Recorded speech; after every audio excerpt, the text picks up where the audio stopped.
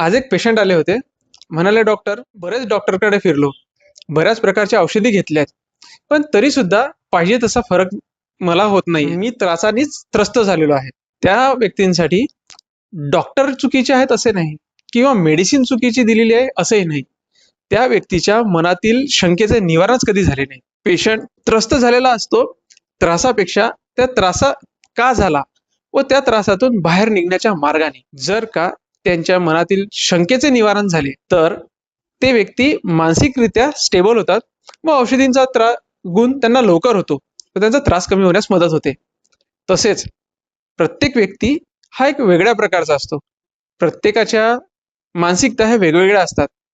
काही जणांना फक्त औषधी घेऊन चांगलं वाटत असतं, तर काही जणांना त्या त्रासातून बाहेर निघण्यासाठी मनशांती हवी असते.